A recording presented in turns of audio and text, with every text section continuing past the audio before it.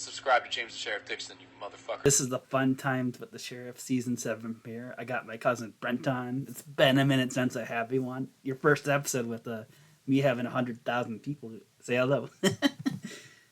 Hey, how's it going? so, YouTube. so let's just jump right into it. We were just talking about Interview with the Vampire, and like I said, it's the best thing that I've seen in TV in 5 years. And I watch a lot of shit off when I'm not doing bad movie reviews. You said you were trying to watch it. If you don't mind me putting you, you fell asleep during it, but that's fine. You want to go back and rewatch it from Yeah, what yeah. well, my mom, you and my mom have both said that it's a really interesting show. Not to say that, you only like things that my mom likes, but I tried to watch the one episode you recommended. I just kind of was a little tired. It's been hot. I just fell asleep on the couch. That's why I'm on my laptop and not upstairs in my bedroom right now. So, but yeah, no, I liked the movie. I never read the books, but I liked the movie. I feel like if I start watching it from the beginning, I'll probably be more interested in it. But I just unfortunately heat exhaustion and Yeah. sitting in a comfortable chair got to me, and I fell asleep on you. So But yeah, I know the one we're talking about, season 2, episode 5, is my personal favorite, and it's a standalone episode. That's why I said specifically mentioned it, because they go into a flashback, and that entire episode is featured on a flashback that's not part of the story whatsoever. okay, yeah, I barely made it through the credits, man, and the recap. It's nothing against you. I wasn't I was sitting here. I was very comfortable when I put it on, and unfortunately, I just out like a light. So Yeah, so I'm that sure that it'll be good. I have to get around to it when I get into the show. they were just renewed for a season 3 ahead of the season 2 finale, which is airing Sunday, which is I'm really looking forward to.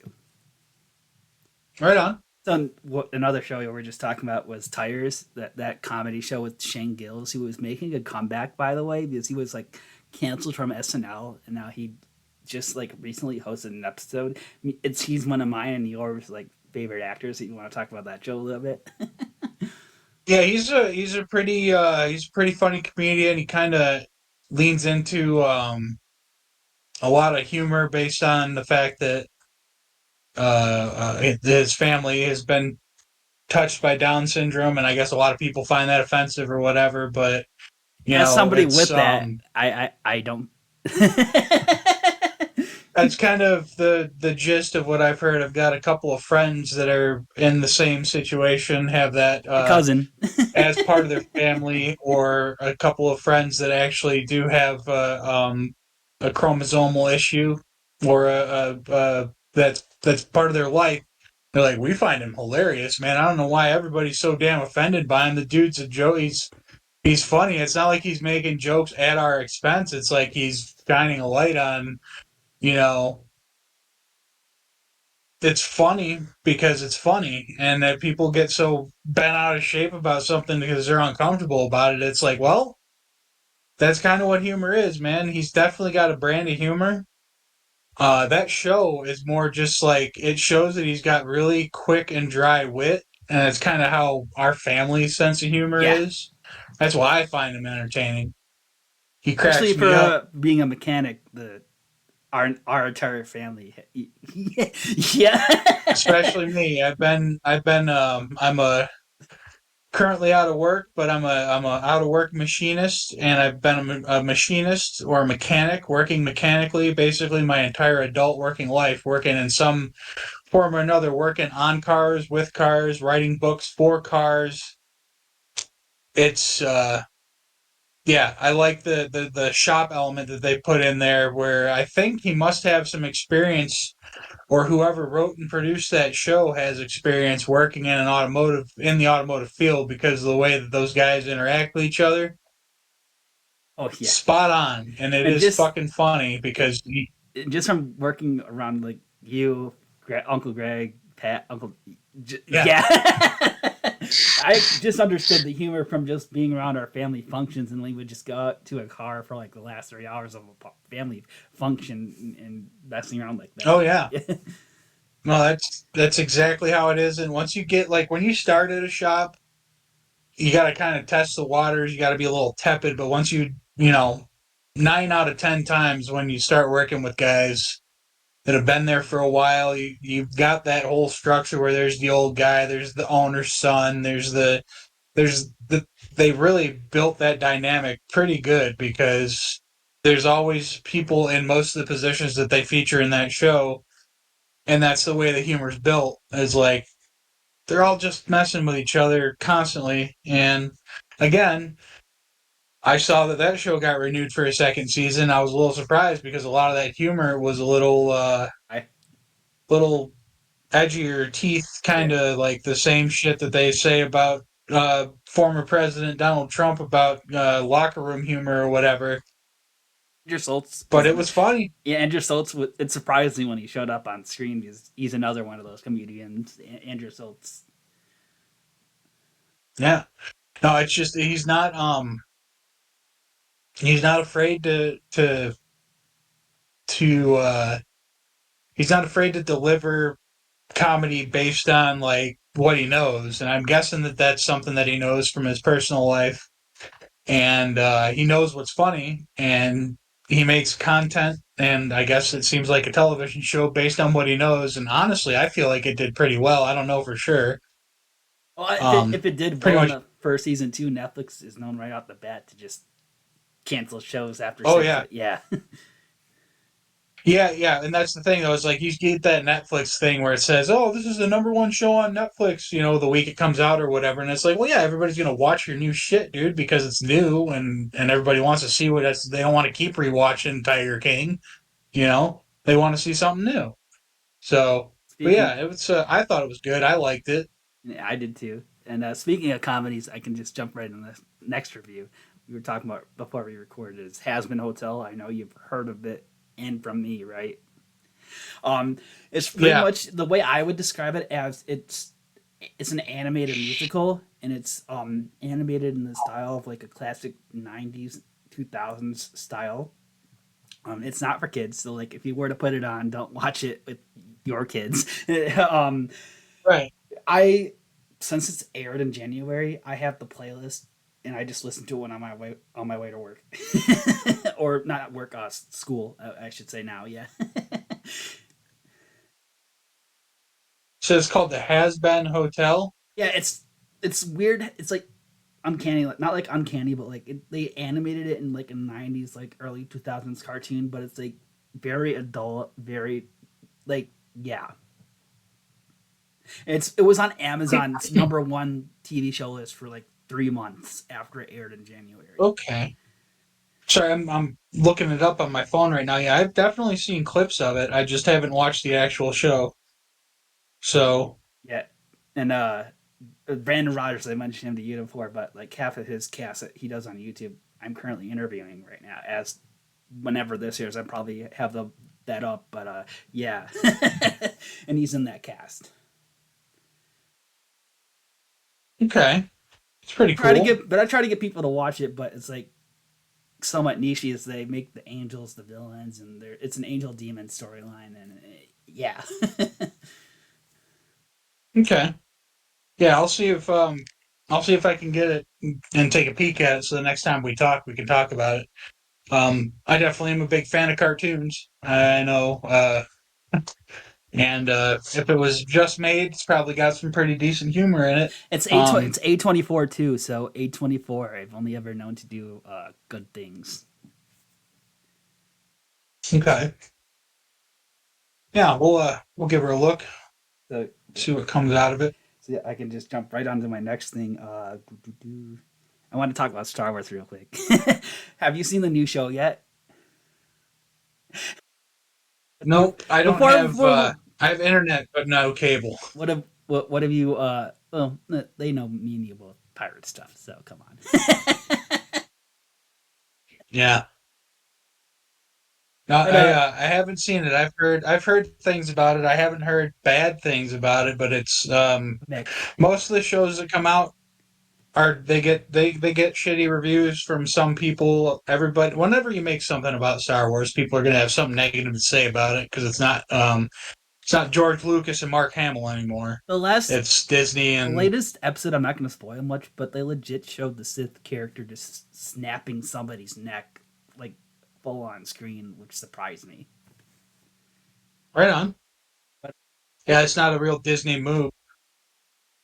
I personally, I find it okay, but like Disney, hardcore Star Wars fans, and you know who they are just bashing it.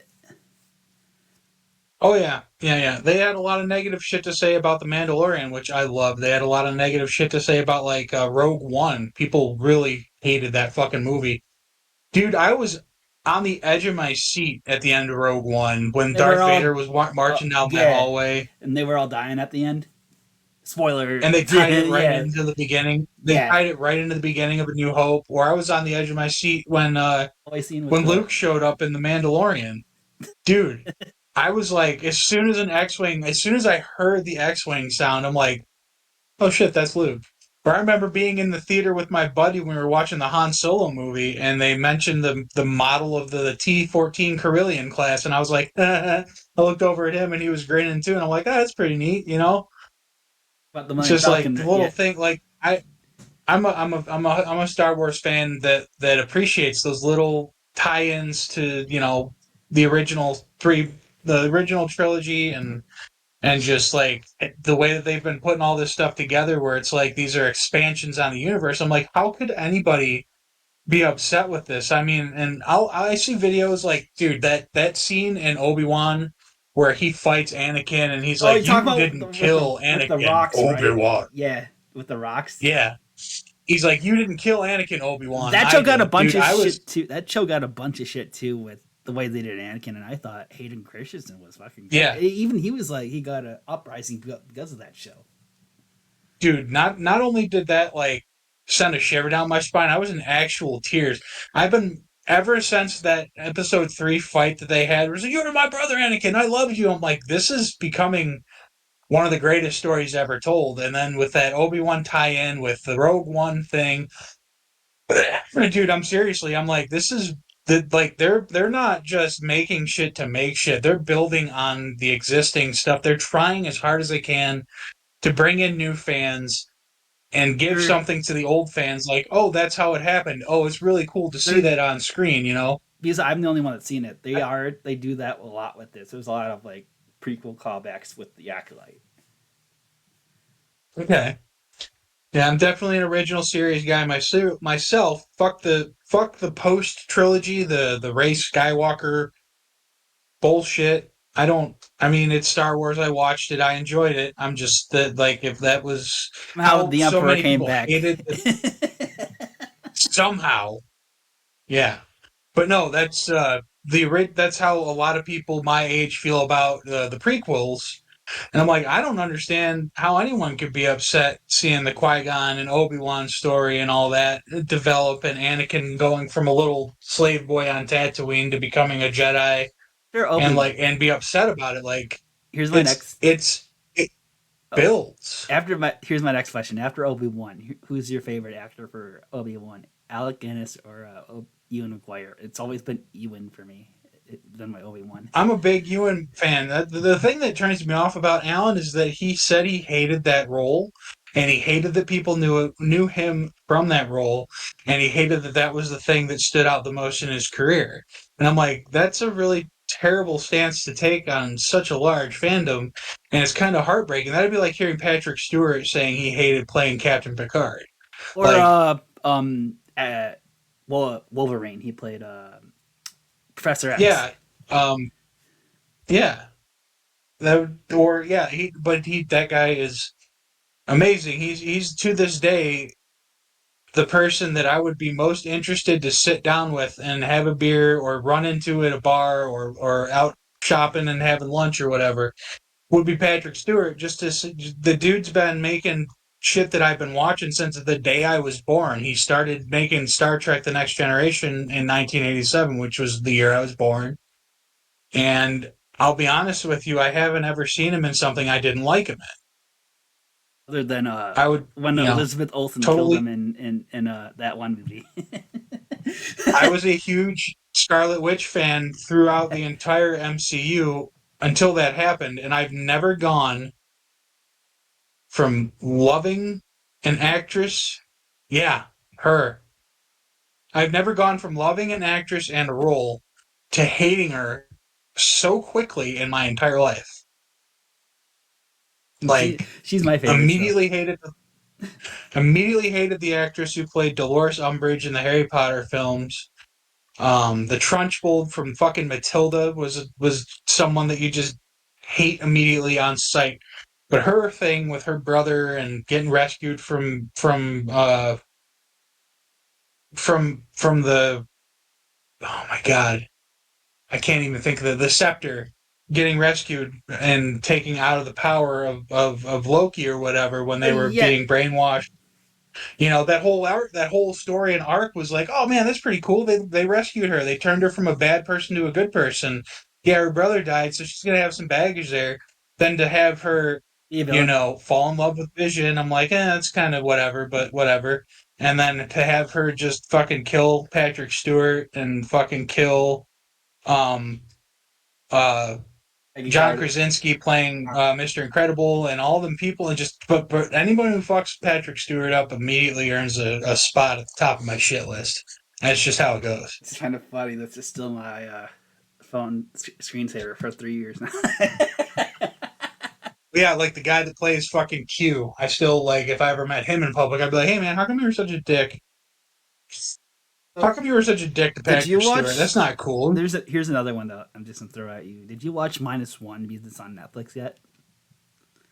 I don't know. I don't have Netflix right now. I had to cancel a lot of subscriptions, so I'll get Minus them back eventually. But right. -1 was really good. I've seen it 3 times, never in English. I watched it all in Japanese, which I don't usually do, and it's perfect in the original language. Right on. Well, that was there's a movie that's very similar to the Hunger Games that came out maybe 10 or 15 years before called Battle Royale, and there's two of them. Those are both. I think those are actually in Korean though, I've seen or Chinese. I've seen those. Those were like banned, weren't they, for like a long time, and then they were recently like unbanned or I don't something. know if they were banned. I think they just weren't available here, and then they finally subtitled them and brought them over. Yeah, I watched But something I think it just wasn't I watched the first. It's about middle schoolers attacking each other, right? somewhere in that Yeah, somewhere between like eighth and 12th grade, basically yeah. anyone who a class that becomes like a bunch of truants, like a bunch of kids skipping school and fucking around and stuff. Basically, the government steps in, knocks them all out, and then takes them to an arena, kind of like the I Hunger Games. I watched that like 2 years ago. So, Yeah, and I feel like the only reason we actually got both of them was because they did it before the movies for the Hunger Games came out. They actually did it when the first Hunger Games book was published. Because I remember my buddy showing me, he's like, "Hey man, you should check this out," and it was in whatever. It's either Korean or Chinese, but it had English subtitles. And but yeah, he's like, we should watch this. I'm like, dude, I don't like watching subtitle movies. And but he put it on. I'm like, holy shit, this is awesome. This was a good I call. was like I that. don't even know how you I was found it. like that up until a few years ago when I started my channel. Pretty much now I'm like, I probably should start getting into that. But yeah, no. Well, yeah, I mean, you've been doing this for 6 years, 5 or 6 years. You're gonna start running out of English movies soon. American movies, I should say. So the next thing I want to get to, we just talked about TV shows now, so I want to hear your thoughts on Galaxy Quest because I watched that for the first time like a month or two ago. I am a Detroit born in the 80s guy. Anything with Tim Allen, I'm gonna try it out. I fight And people who's. I'm the same with not you. only Tim Allen, but Alan Rickman and I can't remember the dude who played the alien's name, but those three You know guys. Dwight. You know Dwight from The Office. When I was watching, he plays the extra of one of the aliens. Yeah, but anything with Tim Allen. Plus, It's a sci-fi, and it's such an interesting concept for a movie because there's like this guy who plays the captain of a spaceship in the 80s and 90s, and it's like original series Star Trek where it died off, and it's got this cult following, and then come to find out these aliens intercepted episodes of the show and literally built their A religion. civilization based around the science behind around the science based on the show. So like they made there's a beryllium, which is not a it's not a combustible or fuel source type material, but they had beryllium on their planet, so they basically were able to make a core out of beryllium that they were able to draw power to power their spaceship from. And it's like the science of it didn't really add up to me, but whatever. They're aliens. They have some kind of technology that makes it work. But at the same time, it's like they literally built the NSEA protector, the spaceship from the show to the specifications. That'd be like if you were fucking beamed up from sitting in your living room to the bridge of the Enterprise D. It's like, what the fuck? What is this? This is an amazing set, is what this is. And that's exactly how he played. It's crazy because that's like he's an actor who was the captain of the ship, and then he winds up on the spaceship in space for real, doesn't know what it is, pretends like he's the actor. He's like, all right, we're just gonna fire all the fucking photon lasers, all the proton lasers, all the missiles, and when you're done, Kill throw this everybody. Coke can at him. See? Yeah, and it's like, anyways, I just not to give away the whole plot of the entire movie, but it is a really interesting concept. Not something I would say. And Like, is it something you show your like younger kids now or no? Because it's like it's oh, rated. absolutely. Yeah, why not? It's rated PG, but I would say it's more rated PG-13/R. Yeah, well, I mean, there's no boobs and sex or anything. I mean, Oh unless you no! When count I the rewatched, twist there's with Monk in it, Tim but Allen is half naked in the first scene that one of the. Yeah, no. yeah, his butt's hanging out. It's a dude's butt. They've seen dudes' butts before. It's not a huge deal.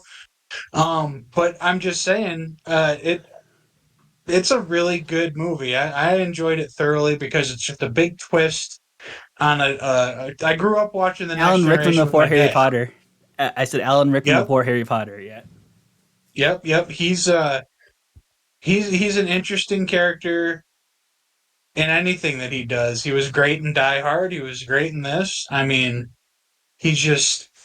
I enjoyed him a lot. I'm sad that he's gone. There's a lot of things I'd like to see him do. There's a lot of things, roles I'd like to see him reprise, or just like he did the movie Dogma. He was the voice of God in Dogma, and it is like that.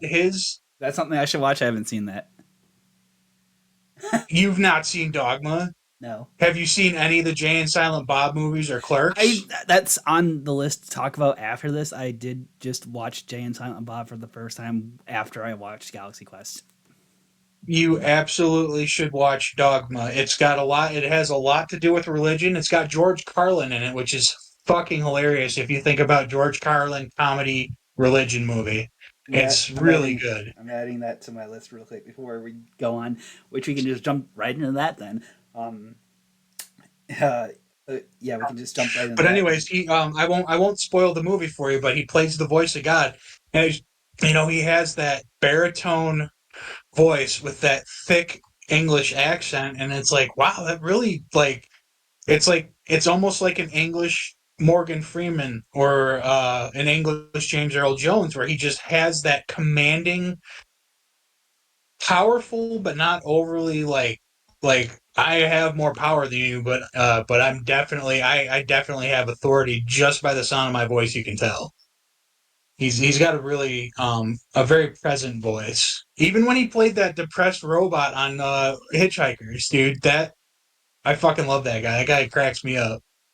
Yeah, no, like I said, my thoughts. Because you just said your thoughts. My thoughts really were, I wouldn't show this to a younger audience. Just I thought it was where PG-13 R rated. There were a bunch of curse words in it that shouldn't be in it for a PG movie, and Well, they did hit. I let my kids watch things that most Yeah, parents won't let their kids that age watch, but it's just we do, because we do. And my why not? my mom.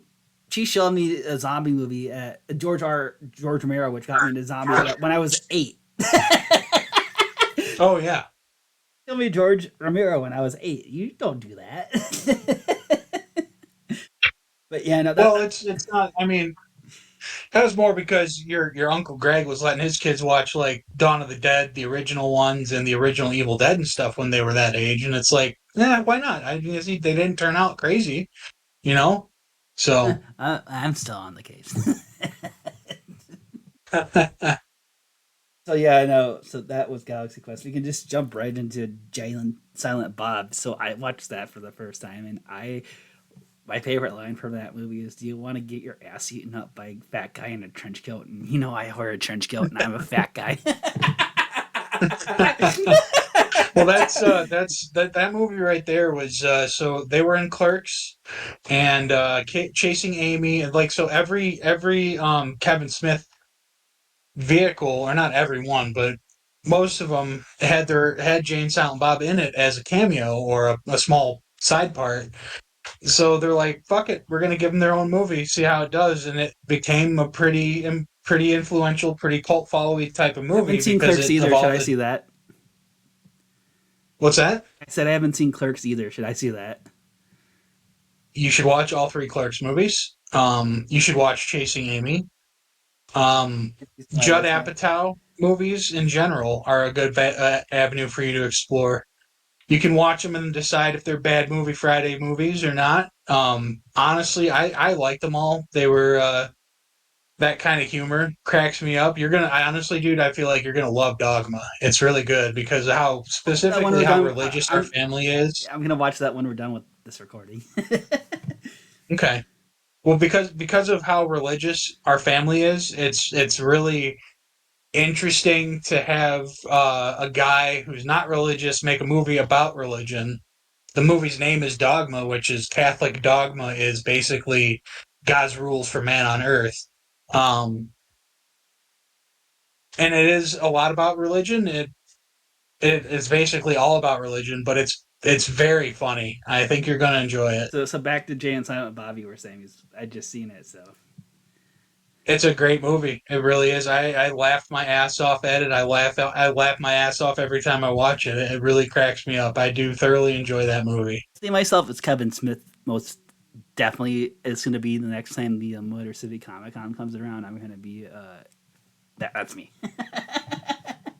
You're gonna want to meet him, especially after consuming all of his work, man. He's an interesting guy. Cop Out is another movie that he made that doesn't have Jane Silent Bob in it, but he was the writer, producer, director on Cop Out. That's with Bruce Willis and Tracy Morgan. He does. Uh, He reaches out to people on YouTube. Who knows? He might be on the channel someday.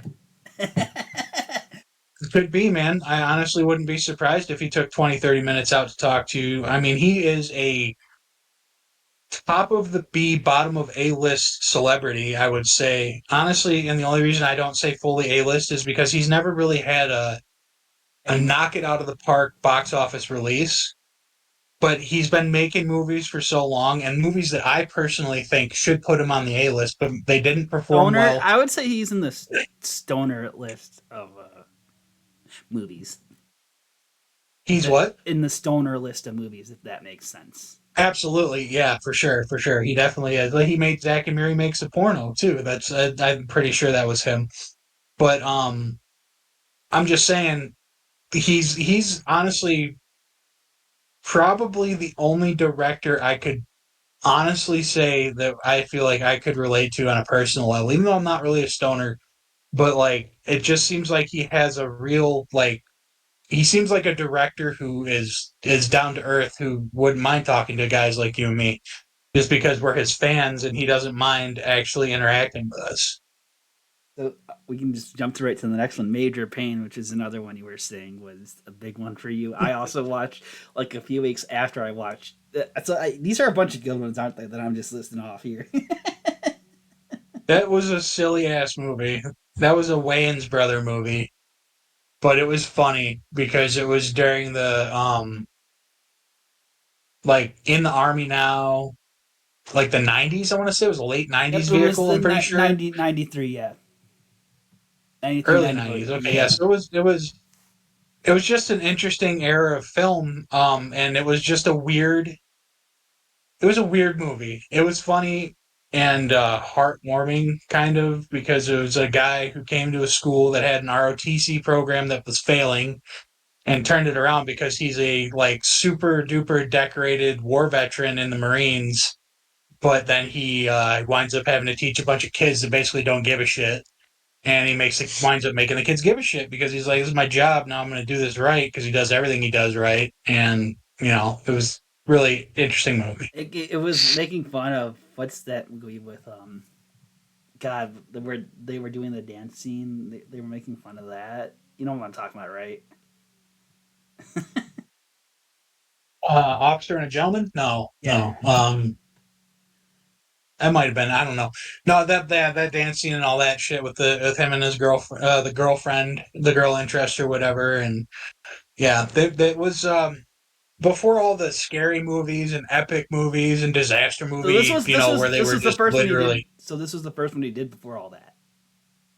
Yeah, this is way before all that, where it wasn't really a staple in cinema to make a satirical jab at other successful films, but that was something that they did with this movie was with that dancing scene and all that stuff. Um, it was I think it was around the same time as like Shawshank and all that stuff, where it was all super serious when it came to like institutions and military and stuff like Jurassic that. Park came out that year. '93 was Jurassic Park. First one, yeah, the one that Oh got me, shit! the one that got Nice. me, the one that got me into film. Yeah, Yeah, Jurassic Park, and if that's the same year, I think it was Ace Ventura was in theaters at the same time then, and yeah, no, it was interesting. I was only a kid, little baby. I was 6 or 7, yeah, when all that shit came out, and yeah, no, that would have been a good year to be a little bit older and see all them in theaters. yeah. No, actually, I want to check here. We're about to be 5 minutes past the. We're actually 31 I know. I minutes was gonna from. say. I feel like we've been talking a little bit through it. But no, I mean, you brought up some interesting shit and some other stuff that I haven't seen yet. So I mean, there's some shows I gotta get on the old server there and get them downloaded.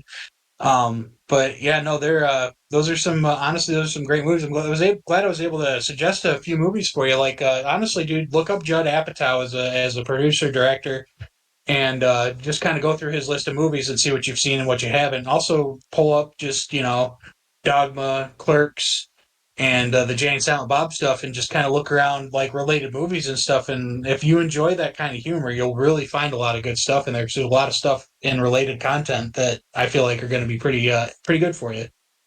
Final words you want to say So for the season 7 premiere?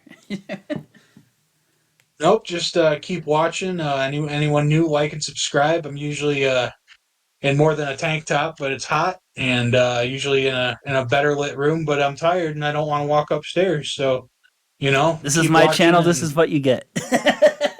yeah, exactly. And I'm comfortable. I'm a little drunk and kind of hot, so I'm hanging out here and talking tired. So Cheers to yeah, that. I'll hold up my empty mug for you. But I've been drinking water since I woke up. But yeah, no, it's there's a reason this guy's got all these subscribers, man, and this is the kind of content you can expect. I don't do anything, so I don't have anything to plug, so I just plug Jimmy here. Keep doing you keep doing what you're doing, and then if you're running out of things to watch, this would be a good thing for you to do with your show. Ask people on air, hey man, what do you think what do you think is something I might not have seen, and just kind of go off of that. You can generate more bad movie reviews and just more shit to talk about with other guests. Thanks for coming on. Thanks for having me, man. Channel, James the Sheriff Dixon. Oh, he's such a great guy, and he is super cool for coming to the show. I'm glad I got to meet him in person, and you should subscribe.